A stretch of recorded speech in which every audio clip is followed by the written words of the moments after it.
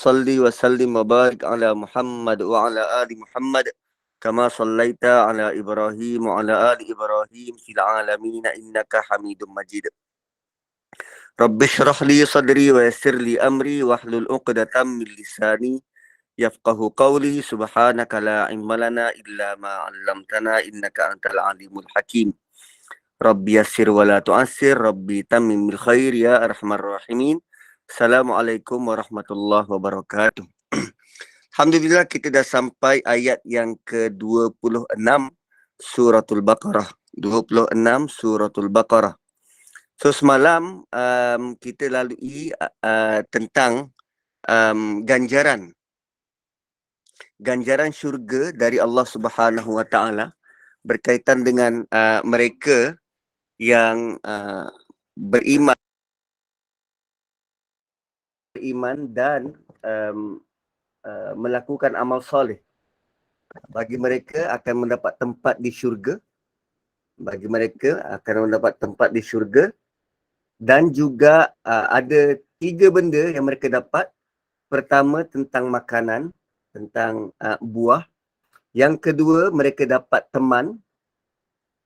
Dan yang ketiga, mereka kekal di dalamnya. So, 3 benda ni tuan-puan kena ingat, kalaupun boleh catatkan, sebab dia akan memberi kesan nanti, ketika kita sampai kepada ayat yang seterusnya, sekitar 10-20 ayat selepas daripada ini. So 3 benda, akan dapat makanan, kemudian akan dapat pasangan, dan juga akhirnya akan kekal di dalam syurga.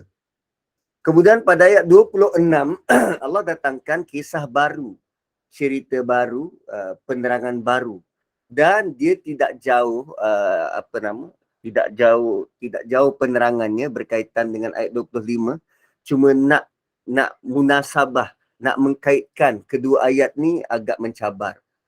So ayat 26 adalah jawapan kepada kesamaran kedua. Kesamaran kedua. Ya. Bukankah Allah Subhanahu Wa Taala pada ayat sebelum ini pernah menyatakan wa in kuntum fi raibin.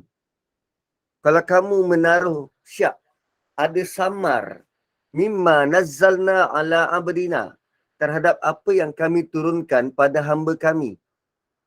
Kan sebelum ni mereka pertikai terhadap apa yang Nabi SAW bawa. So, perkara pertama yang mereka pertikaikan ialah tentang Quran. So, perkara kedua yang dia pertikaikan adalah tentang ayat 26 ni.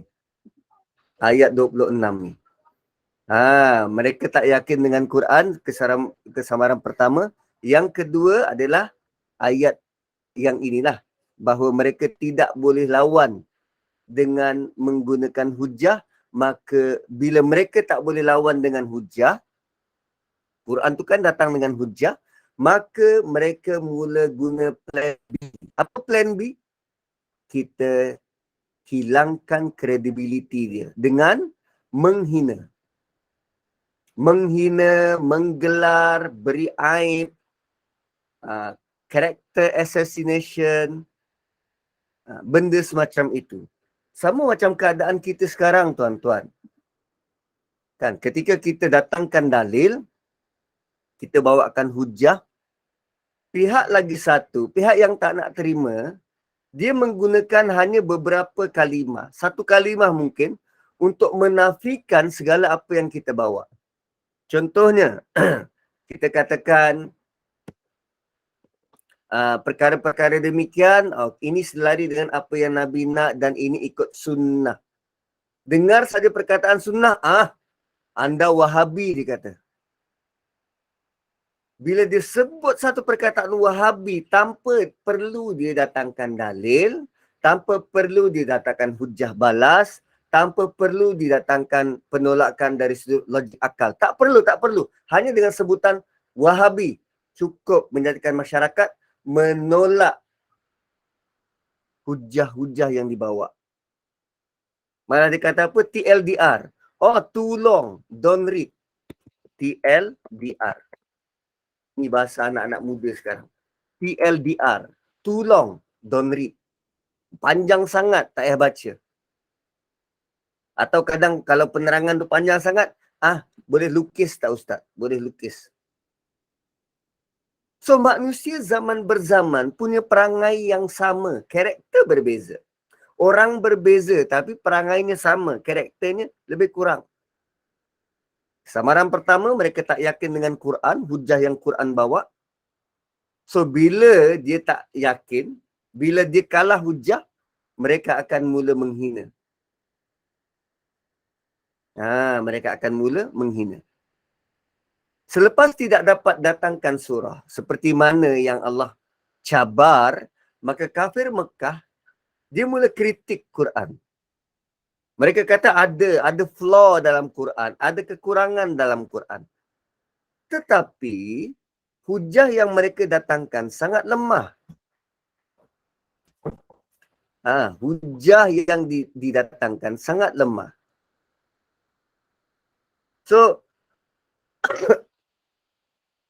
maka orang-orang yang dahlah hujah yang didatangkan lemah, dan orang-orang yang degil dalam kalangan mereka tak segan silu menggunakan kata-kata yang buruk bila mereka tak ada hujah. Malah mereka menolak dan memburukkan perkara-perkara yang benar. Supaya apa? Bila dia buat bising ni, supaya apa? Dapat menarik perhatian manusia-manusia yang lain yang baru nak dengar dan baru nak ambil tahu. Bila suara mereka bising, manusia-manusia yang lain yang tak dengar dari awal akan mula terpengaruh dengan apa yang mereka kata.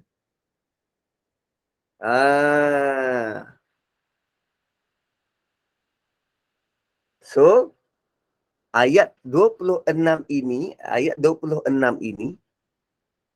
adalah bagaimana respon dari Allah Subhanahu wa taala.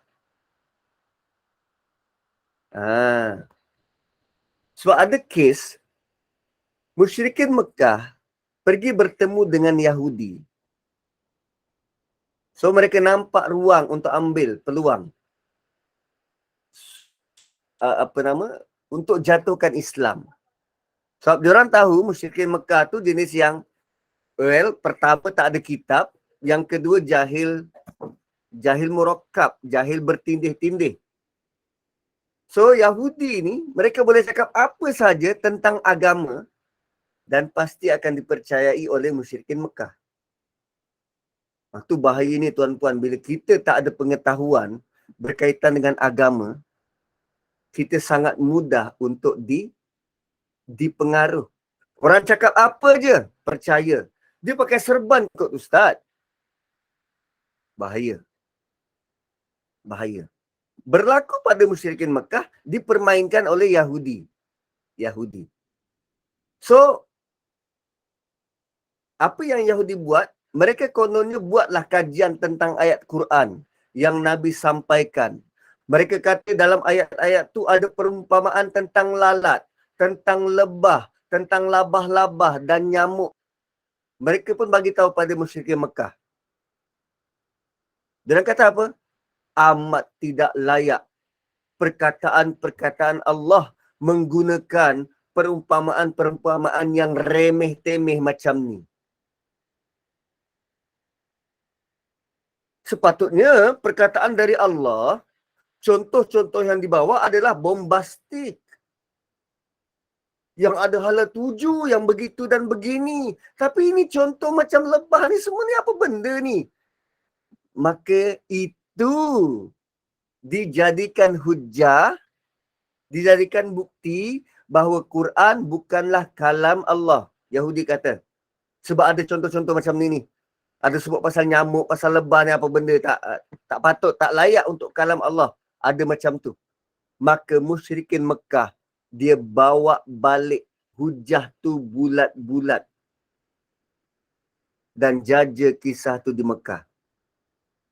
Tujuannya untuk jatuhkan Nabi.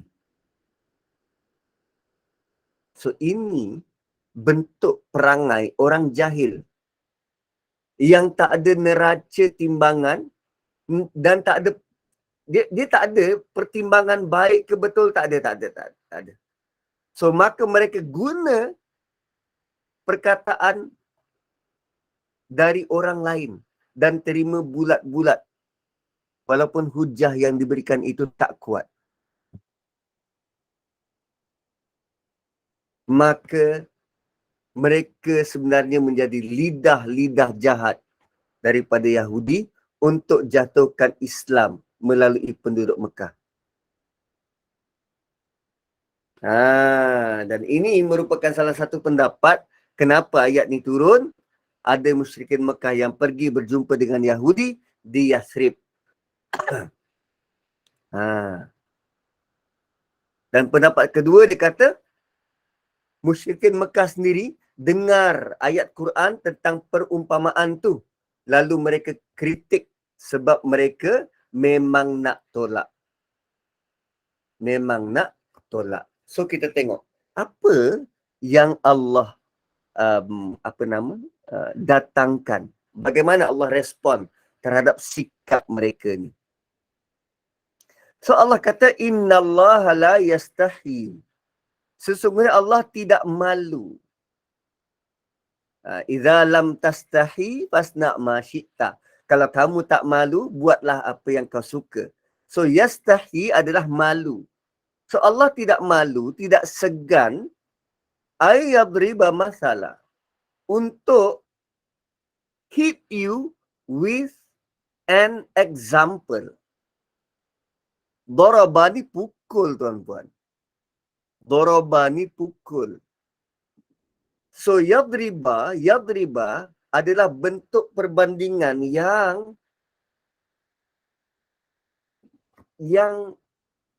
dia punya kesan tu macam kena pukul. Dia punya kesan tu macam kena pukul. Selalu kita sebut sebagai contoh-contoh sentap, berbekas di hati.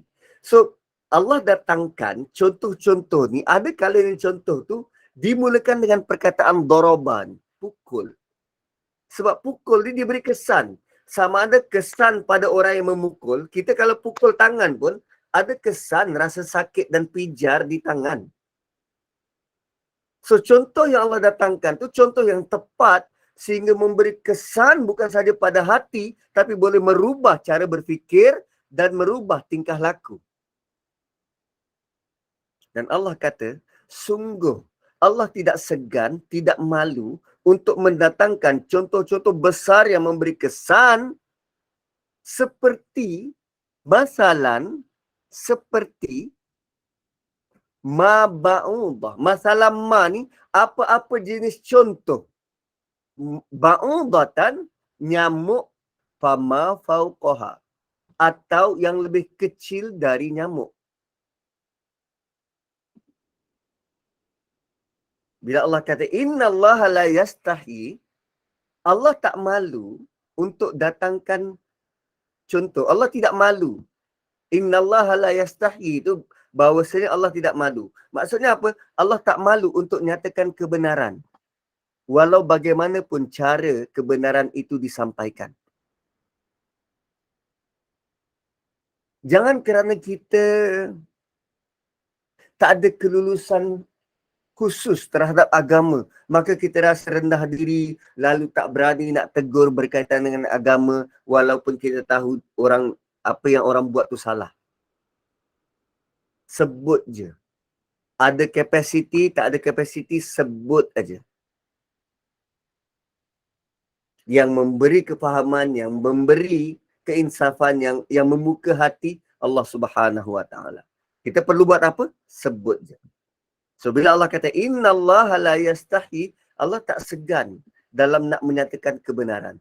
Ay yadriba masalam ma, untuk membuat contoh misalan. Allah tak malu nak pakai apa saja perbandingan-perbandingan supaya perbandingan itu dapat memberi kesan hidayah pada manusia. Beri kesan terus ke hati. Biar lurus kembali cara berfikir. Ma ba'ubatan. Apa saja contoh hatta sekecil nyamuk ataupun seperti nyamuk. Allah tak kata, Allah tak kisah gunakan makhluknya yang kecil sebagai perumpamaan. Allah juga bagi contoh binatang yang kecil seperti lalat.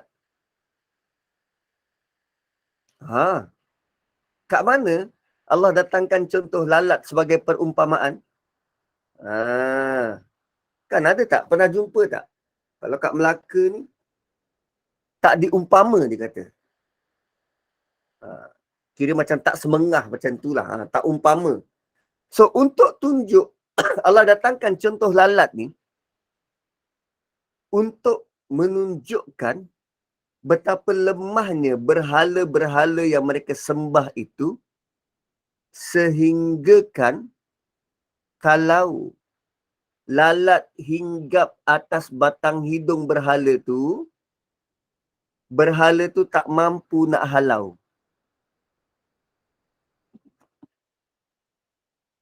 Tuan-puan, orang dekat Afrika yang dulu terkenal dengan kebulur, sampai di hurung lalat, pun kadang boleh menggerakkan tangan untuk halau lalat tu. Allah datangkan satu contoh tentang lalat yang hinggap dekat batang hidung berhala, berhala tu tak mampu nak halau. Itu baru level lemah. Lemah yang sebenar. Dan Allah nak tunjuk, punya bodoh mereka-mereka yang anggap berhala ni ada kuasa. Nak halau lalat pun tak mampu. Kan? So, bila kita dengar contoh macam ni, lain macam contoh tu. Lagi kalau orang musyrik dengar, terbakar hati. Membuatkan mereka berfikir. Kalaupun dia tak berfikir, orang dekat keliling yang dengar tu, ya tak ya juga kan? Apa bodoh sangat kita ni? Sampai macam tu. So Allah nyatakan, Allah tak malu nak gunakan contoh sekecil nyamuk atau makhluk yang lebih kecil atau lebih besar darinya. Kerana yang paling penting ialah pengajaran yang boleh kita ekstrak daripada makhluk yang Allah jadikan. Walau sekecil mana. Walau sekecil mana pun contoh tu dibawa. Sebab ya mungkin waktu tu nyamuk yang kecil itu dipandang enteng. Tetapi kerana nyamuk sekarang ini banyak tempat dah jadi zon darurat kerana lokaliti denggi. Langkabut pekerja kesihatan pergi buat fogging petang-petang. Tak cukup petang, awal subuh dia buat. Kerana denggi.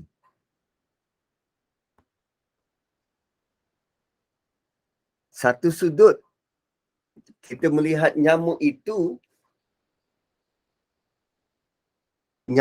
bawa penyakit. Kan? Satu sudut kita lihat nyamuk itu bawa penyakit. So dari sudut emosinya apa?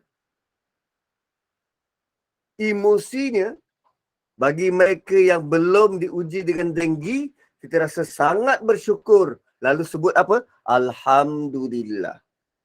Yang melalui ujian kena penyakit denggi, lalu Allah sihatkan, kita sebut Alhamdulillah. Kan bila surah Fatihah awal pagi tadi, tentang Alhamdulillah tu ada dua dimensi. Satunya tentang reaksi dan emosi, satu lagi tentang fakta. So, nyamuk ni, dia juga ada dua dimensi, perlu lihat. Satu tentang reaksi dan emosi kita. Kita takut tentang nyamuk ke? Ataupun apa reaksi emosi yang kita perlu ada? Bersyukur pada Allah selamatkan kita dari nyamuk. Bila Allah datangkan contoh nyamuk, Dan satu sudut kita perlu melihat fakta. Dengan binatang sekecil itu, ramai orang boleh buat perniagaan. Juga melibatkan pekerjaan ramai orang hanya kerana nyamuk. Ada yang buat ubat nyamuk, ada yang jual kelambu, ada yang jual tirai-tirai dekat dekat tingkap tu. Ada yang jual aerosol. Ada yang jual ubat gegat. Ubat gegat tu untuk lipas. Untuk nyamuk, macam-macam invention. Dulu, kini, selamanya. Tentang nyamuk. Tu faktanya.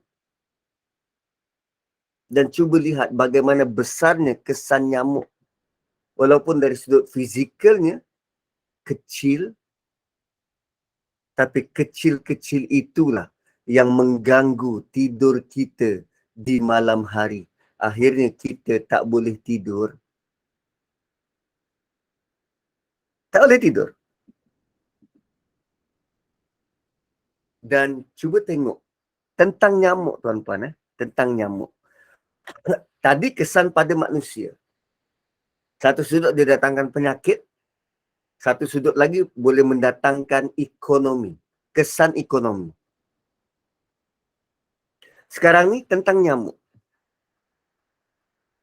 Nyamuk waktu dia cucuk jarum dia tu, waktu cucuk jarum dia, berapa tebal kulit kita ni, dia pernah ukur tak? Dan dia cucuk tu, dia cucuk, terus dapat ke salur darah. Kita kadang hantar mak kita pergi cek dekat IJN ke, dekat klinik ke, nak cari salur darah ni, puas ketuk nak timbulkan.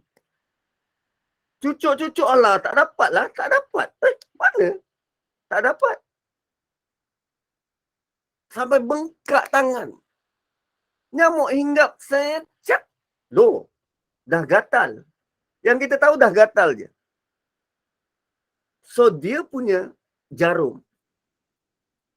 Pertama, tak tahu berapa panjang. Dan bila dia cucuk tu tepat pada salur darah. Kedua, bila jarum dia tu dah masuk salur darah, tuan-puan pernah test tak berapa kekuatan darah yang mengalir dalam salur darah tu? Berapa kekuatan tekanan dalam salur darah kita? Dan macam mana nyamuk sekecil itu, bila dia cucuk dekat salur darah, pressure daripada salur darah tu tidak menyebabkan otak nyamuk tu bersepai. Tinggi pressure salur darah kita ni. Pernah tengok orang yang kena dialisis, tangan dia kena buat fistula tu. Fistula tu bila kita pegang dekat ni, dekat pegangan tangan ni, macam elektrik, laju. Nyamuk pergi gigit, pergi cucuk, tak bersepai pun dia relax je. Dia boleh hisap dengan tenang. Tak terpengaruh dengan tekanan kuatnya darah yang mengalir. Laju darah mengalir ni. Dan setiap kali dia cucuk, dia guna 2 ubat. Pertama, bius. Kita kalau kena cucuk jarum tanpa bius, merawang kita. So, nyamuk dia ada bius dia sendiri, sehingga kita tak sedar dia cucuk tu. Yang kedua, disertakan sekali dia cucuk tu, ubat cair darah. Dan kita tahu setiap manusia, kelikatan, kepekatan darah tak sama.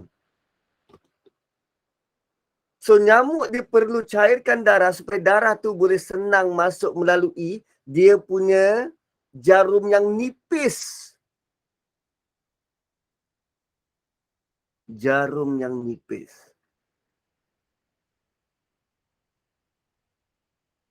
tuan-puan. Itu nyamuk. So, bila kesan bius hilang, baru kita rasa gatal. Kalau tak percaya, cuba pergi hospital minta epidural. Habis epidural, gatal badan. Habis bius, badan gatal.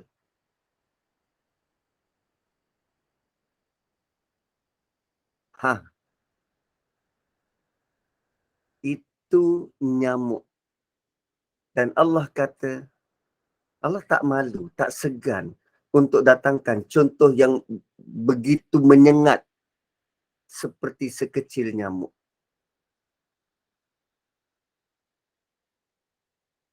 Dahsyat, tuan-puan, dahsyat. Kita kadang, bila kita baca Quran, dan kadang tak sempat nak habiskan satu ayat, kerana kita berhenti lama, hanya pada satu perkataan. Dan malam ni kita lihat, dengan sungguh-sungguh, nyamuk. Nyamuk. By the way, darah kita kan kadang ada sakit dan penyakit. Lepas hisap darah, nyamuk hisap tak darah orang yang kena HIV? Atau orang yang kena apa? Siplis. Atau orang yang kena, yelah ada penyakit dalam darah, dihisap tak? Macam mana nyamuk boleh kenal pasti kalau dia tak hisap? Dan kalau dihisap, apa yang antibody nyamuk ni macam mana bentuk dia? Sehingga bila dia tarik darah manusia, darah kita kan beracun. Bila dia tarik darah kita, dia tak kena penyakit tu.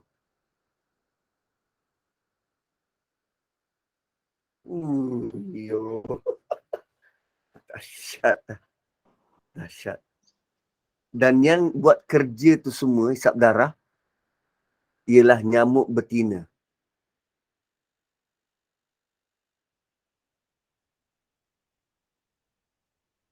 Dan itu level kekuasaan Allah Subhanahu Wa Taala.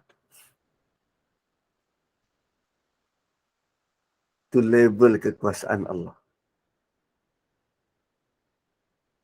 Sebab tu ada orang yang begitu bersungguh-sungguh mengkaji, kan, non-Muslim, orientalis, pihak barat, yang begitu bersungguh-sungguh mengkaji nature, binatang-binatang, unggas-unggas, siap ada PhD, kadang double PhD. Sebab dia lihat level kekuasaan ni. Tapi malangnya mereka tidak sampai ke penghujung, tak sampai kepada Allah. Bagi mereka, this is nature.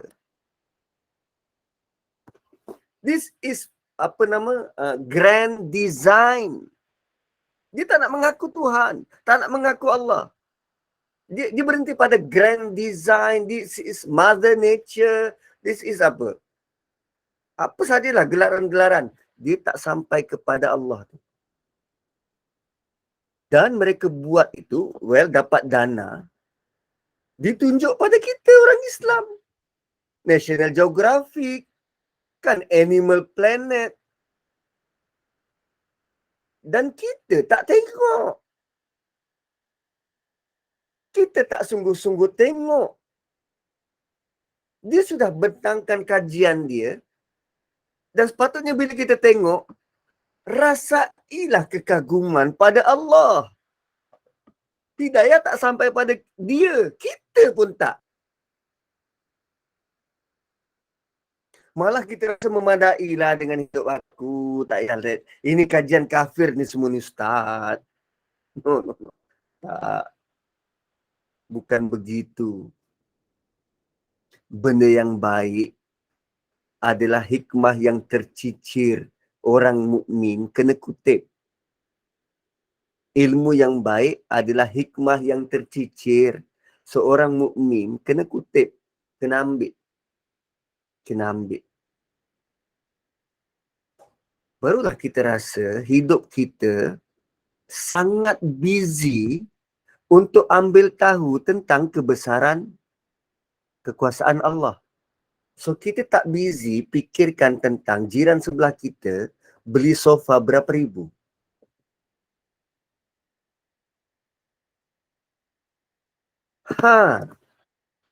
Kita tak busy nak tahu artis tu dah kahwin ke belum.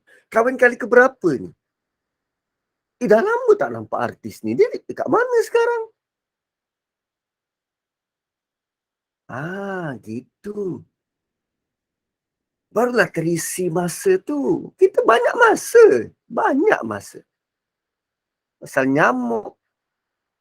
So, macam mana apa yang kita boleh bantu KKM untuk menjadikan denggi sifar. Ambil tahu cara pembiakan nyamuk. Semua orang dah kaji dah. Kenapa nyamuk tu boleh membiak dekat air bersih? Bukan air kotor. Air bersih kot. Air bersih bertakung. Kenapa air? Kenapa tak benda lain? Ui, dahsyat tuan-puan, dahsyat. So, bila Allah kata Allah tak malu untuk menyatakan kebenaran walau sekecil nyamuk, tidak segan untuk datangkan contoh walau sekecil nyamuk, maka Allah nak respon daripada orang yang melihat contoh itu. So, ada dua respon. Respon pertama, fa'ammal ladina amanu.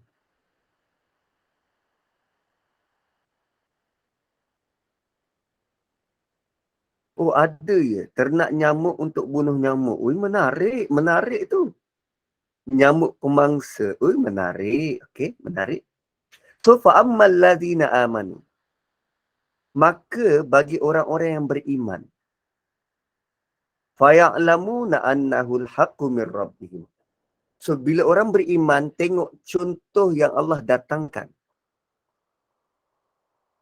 Cara orang beriman, tengok contoh orang yang Allah datangkan, mereka akan tahu bahawa perbandingan itu benar datang dari Allah.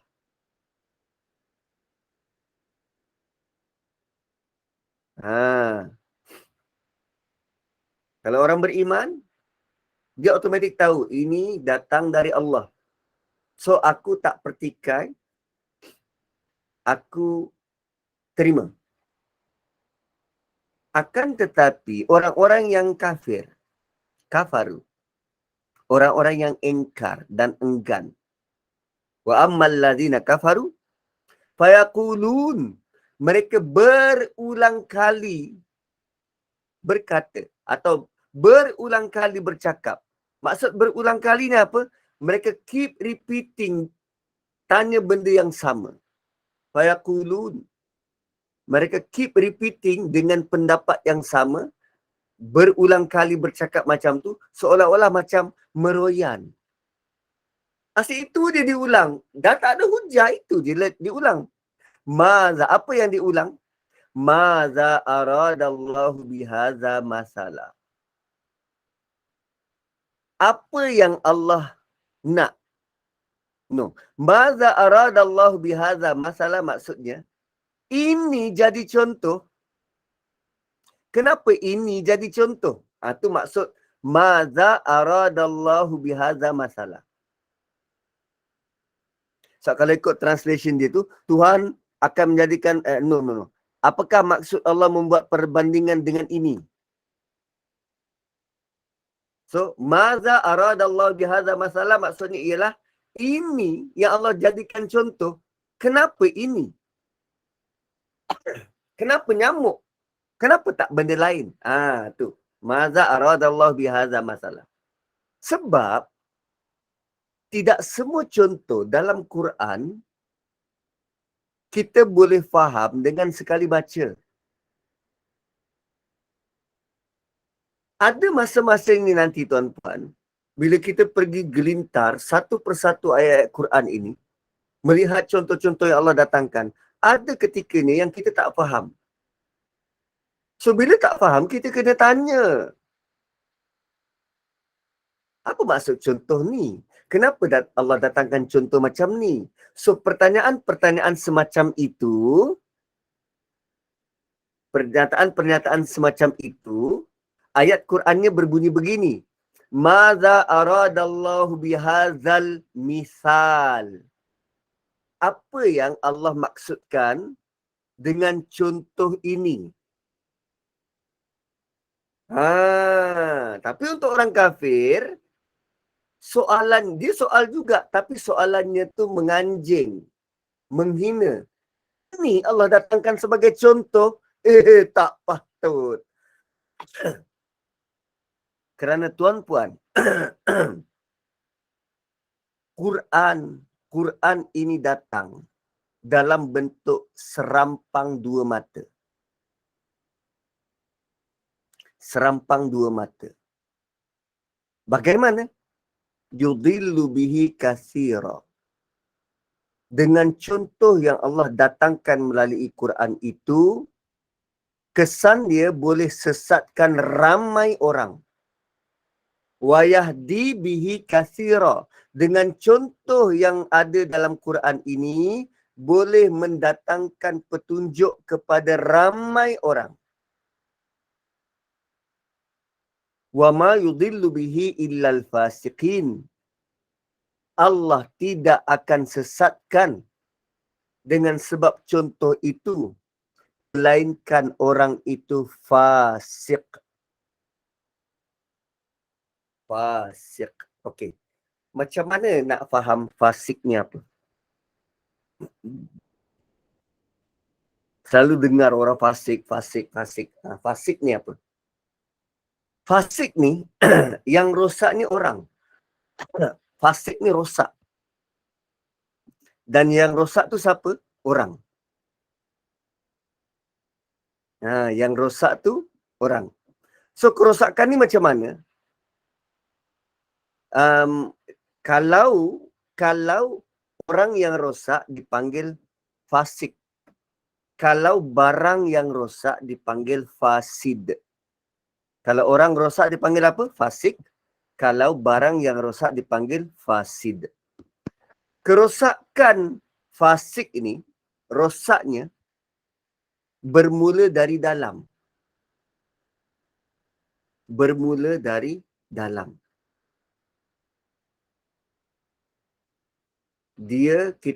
Kalau kita nak buat contoh, sebiji apple yang luar dia cantik, tapi dalam dia berulat. Dalam dia berulat. Yang itu belum dinamakan fasik. Yang itu tu belum dinamakan fasik. Yang dinamakan fasik ialah apple yang cantik tadi tu, kita mula nampak ulat keluar daripada kulit dia. Kita nampak keburukan tu. Kita nampak keburukan tu. Selagi dia tahan diri, tak tunjukkan, tak tonjolkan keburukan, dia belum dikira fasik. Tuan-puan, kita semua ni, kita semua ni ada dosa. Kita ada buat banyak kesalahan. Tinggal lagi, apa keburukan dalam badan kita ni, dalam hati kita, Allah tak keluarkan je. Allah masih tutup aib kita. Kita berjalan kat luar pun tak perlu tutup muka. Tapi once dia sendiri tunjuk yang dia ni teruk, dia sendiri tunjuk akhlak tak baik, dia sendiri galakkan buat kerosakan, sokong LGBT, tu fasik. Kalau dia diam-diam, dia orang tak tahu. Tapi bila dia tonjolkan apa kerosakan dalam diri, tu fasik. Wa ma yudillu bihi illal fasiqin. Dia takkan disesatkan oleh Allah kecuali kalau dia tonjolkan diri dengan melekeh Quran. Apa contoh macam ni? Itu kalau dia diam-diam aja, orang tak tahu dia bodoh. Tapi kerana dia bercakap dan dia bagi komen, orang tahu. Dia bukan sekadar bodoh. Dia level fasik.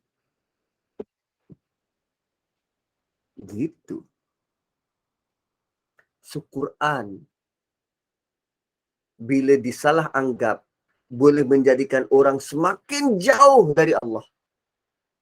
Quran bila betul kita melihat, dia menjadikan kita semakin dekat dengan Allah. Yudillu bihi katsira wa yahdi bihi katsira. Dhalla sesat. So rupanya dengan baca Quran, orang boleh sesat tahu. Bagaimana? Hati dia. Apa tanggapan dia? Apa yang dia nak sebelum baca Quran? Nak cari flaw, kesalahan? Dia akan dibisikkan oleh syaitan. Hati dia semakin jauh dari kebenaran. Wow, dahsyat tak? Dahsyat tuan-tuan, dahsyat. So, perkataan fasik ini kali pertama kita dengar sepanjang kita baca sampai ayat 26 ni. Sebelum ni tak jumpa perkataan fasik. Ini kali pertama. Lalu, ayat seterusnya, Allah terangkan fasik itu apa. Ini penerangan tentang fasik. Fasik itu apa? Penerangannya pada ayat 27. So, siapa fasik? Alladzina yanquduna ahdallahi min ba'di mitsaqih wa yaqta'una ma amara Allahu bihi an yusala wa yufsiduna fil ard. Ulaika humul khasirun.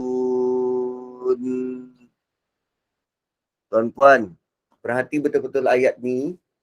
Kita khawatir kita termasuk ada kesalahan yang kita buat dalam ayat ni yang menjadikan kita sebahagian daripada fasik.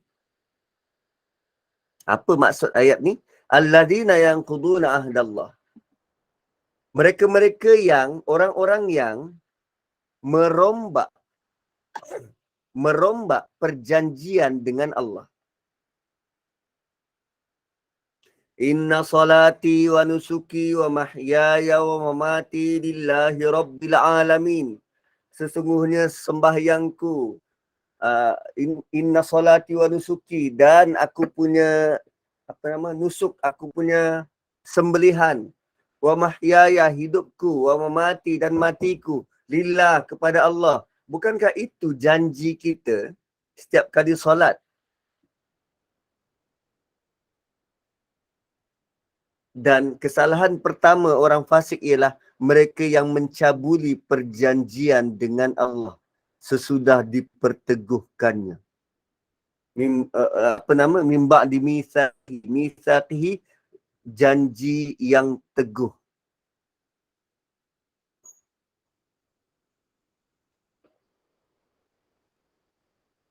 Antara perjanjian, janji yang diperteguh antara kita dan Allah ialah,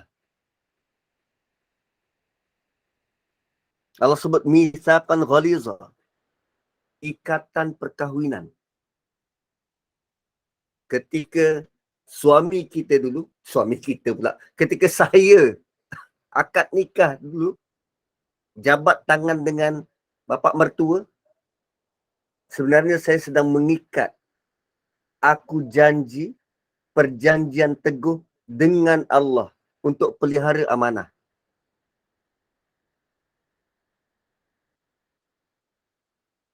So, dia kahwin, dia cabuli perjanjian tu. Dia pergi lacurkan isteri dia. Itu fasik. Alladzina yanquduna ahdallahi min ba'di mitsaqih. Mencabuli perjanjian sesudah diperteguhkannya. Itu yang pertama. Jenis yang kedua. Jenis yang kedua.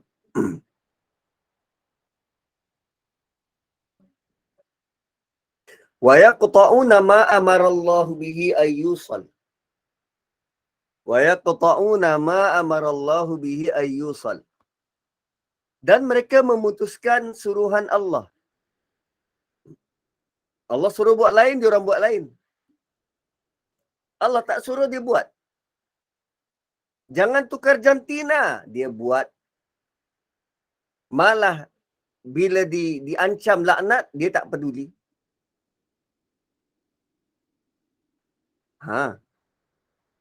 Dan sekarang Allah kata, wa yaqta'una ma amarallahu bihi ayyusal. Mereka memutuskan suruhan Allah untuk disambung. Allah suruh sambung, dia putuskan. Allah suruh sambung, dia putuskan dan memutuskan perkara yang disuruh Allah supaya diperhubungkan. Apa benda yang Allah suruh hubungkan ni? Silaturrahim. Hubung berkaitan dengan rahim. Silah tu hubungan. Rahim. So silaturrahim ialah arahan daripada Allah untuk hubungkan mana-mana orang yang kita ada hubungan dengan satu rahim dengan dia. Allah nak kita perkukuhkan hubungan adik-beradik.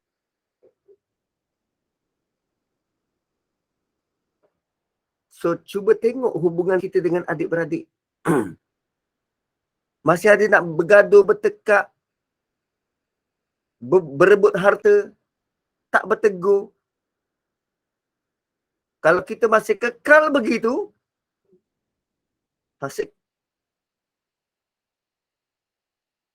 Oh, tak perasan lah Ustaz. Ni baru hari ni, baru malam ni kita tahu kan. Ayat 27.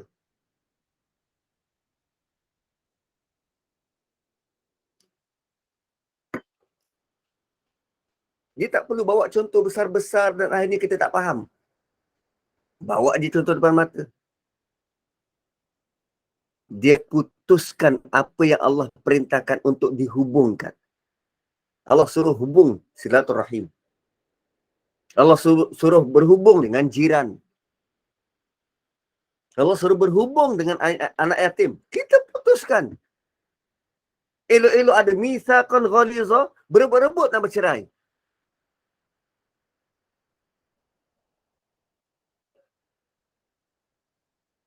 Yang pertama, yang kedua. Yang ketiga, wa yufsiduna fil ard. Dan dia merosakkan bumi. Buat kerosakan di bumi. Cuba tengok ayat-ayat yang awal tentang orang yang sakit hati dia. Hati dia ada penyakit. Wa idza qila lahum la tufsidu fil ard.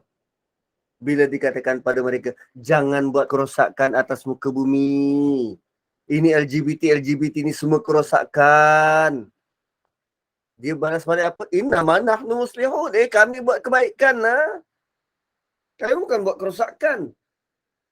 Kami memperjuangkan nasib minoriti.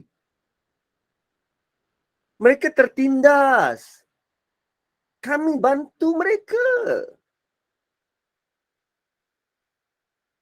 Tapi Allah kata apa? Wa yufsiduna fil ard.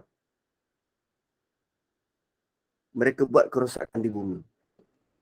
Sebab bila diri dirosak, dia akan mudah cenderung untuk perkara-perkara yang rosak. Bagi dia berjudi itu okey. Minum arak tu okey. LGBT is okey. I'm gay, I'm okay. Yufsiduna fil ard. Dan di hujung Allah sebut ulaika humul khasirun. Ulaika humul khasirun. Mereka semua ialah orang-orang yang rugi. Orang-orang yang rugi. Tuan-puan, sebelum kita tutup ayat 27 ni, saya nak kita mula belajar sensitiviti tentang perkataan-perkataan dalam Quran. Perkataan-perkataan dalam Quran. Kita nak belajar sensitiviti perkataan yang Allah guna dalam Quran. Bentuk perkataan. Sebab bahasa Arab ni dia ada dua je jenis kalimah. Satu kata nama, satu lagi kata kerja. Jenis kalimah yang besar, soalnya ada tiga. Satu lagi huruf. Huruf ni tambahan-tambahan. Huruf ba, lam, mim, itu waw, itu tambahan. Tapi yang besar, yang bentuk perkataan, ada dua je. Satu kata nama, satu kata kerja. Dan Allah ulang bentuk kata nama dan kata kerja di tempat yang sangat tepat dan sangat memberi kesan impak besar. Yanqudu, alladhina yanquduna. Yanqudu fi'il mudhari'. Fi'il mudhari' maksudnya dia continuous. Selalu dia putuskan. Selalu dia mungkir janji. Wa yaqta'un, dan dia sering memutuskan. Ma amarallahu bihi ayyusal. Orang ajak bincang elok-elok tak nak. Berdamai semula adik-beradik tak nak. Dia yang memutuskan, sering memutuskan. Kemudian wa yufsiduna fil ard. Yufsidun, dia buat kerosakan berkali-kali. Fi'il mudhari'. Fasada yufsidun. Yufsiduna fil ard. Fi'il mudhari'. Di hujung Allah kata ulaika humul khasirun. Al khasirun tu isim. Kata nama. Al khasirun isim, kata nama. Dan isim dia membawa kepada maksud timeless dan kekal. Timeless dan kekal. Bayangkan tuan-puan, kalau kita belajar malam ini tentang fasik, dan kita mungkin ada sedikit sebanyak buat perkara tu, dan kita tak keluar daripada circle tu, kita tak keluar daripada circle itu, mungkin tak banyak sikit kita buat dan kita tak keluar daripada circle itu, kita mati dan tak bertaubat, maka chances untuk kita rugi selama-lamanya. Khasirun tu, orang ni rugi. Dan inilah contoh orang rugi selama-lamanya. Kekal sebagai orang rugi. There is no way out. Ulaika humul khasirun, itu kata putus dari Allah. Dia ni rugi. Siapa yang gelar dia sebagai rugi? Allah. Berapa lama dia rugi? Selama-lamanya. Selama-lamanya. So, bila Allah kata selama-lamanya, tak tergambar kita. Tak tergambar. Ya, sepatutnya baca Quran mendatangkan rasa gerun dan takut. Maka kita semakin tunduk pada Allah dan mohon, ya Allah, rahmati kami dengan Quran. Maka cara kita berfikir kembali betul dan lurus dan seterusnya membentuk tindak tanduk yang lebih baik dan lebih sejahtera. Barakallahu li wa lakum. Kembali kepada moderator.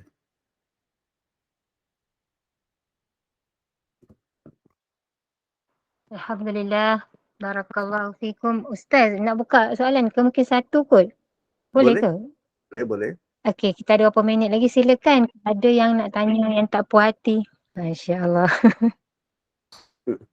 Assalamualaikum Ustaz. Waalaikumsalam. Ustaz, tadi dua respon pada orang yang beriman. Yang pertama, mereka membenarkan, yakin semuanya daripada Allah. Maknanya mereka tak meremeh-temehkan macam orang kafir kan, orang fasik ni. Yang kedua Ustaz? Dua respon dari orang beriman, okey. Ya. Yang pertama dia terima. Dan yang kedua, kalaupun dia ada soalan, dia menyoal dengan betul, bukan dalam bentuk nak mempermain-main. Dia serius nak tahu. Okey, faham. Maknanya mereka tak argue, tak menghina, tak perlekehkan. Ya, betul. Okey, betul. baik. Terima kasih Ustaz. Alhamdulillah. Ya, sama-sama. Okay, Alhamdulillah. Kita tutuplah dia Ustaz. Jazakumullah khairan katsira Ustaz. Mudah-mudahan bertambah kefahaman kita dalam urusan agama. Ada yang nak tanya ke? Maaf. Ya, nak tanyalah. Assalamualaikum. Ustaz, Ya, yang silakan. yuhasirun tu orang yang rugi selama-lamanya, adakah orang ini termasuk di dalam neraka yang kekal selama-lamanya?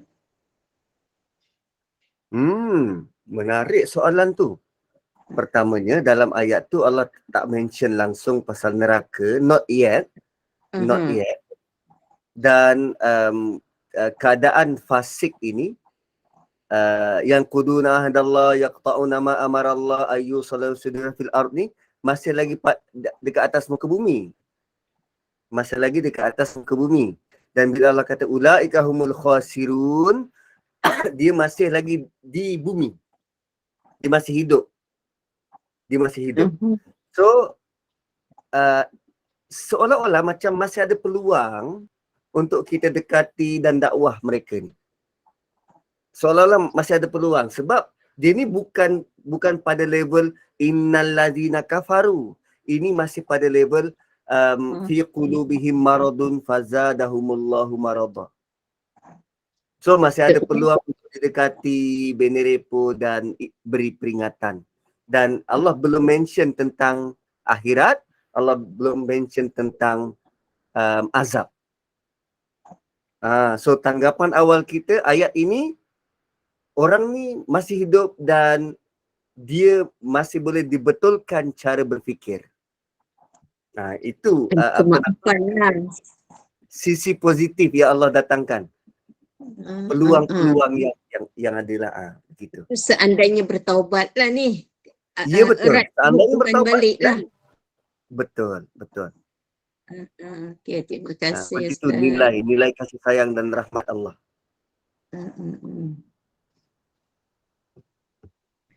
Okey, baik.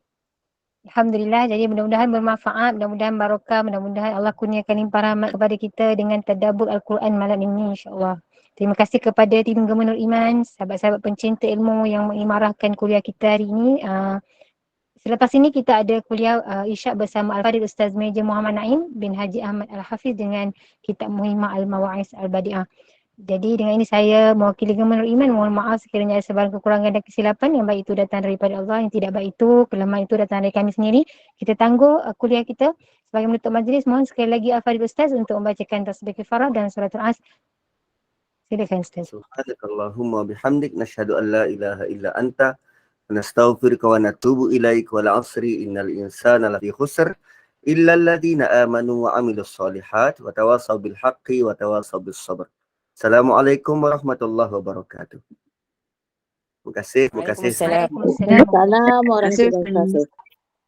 Jazakallah khairan Ustaz. Assalamualaikum warahmatullahi wabarakatuh. Terima kasih Ustaz. Assalamualaikum. Terima kasih Terima kasih Ustaz. Assalamualaikum.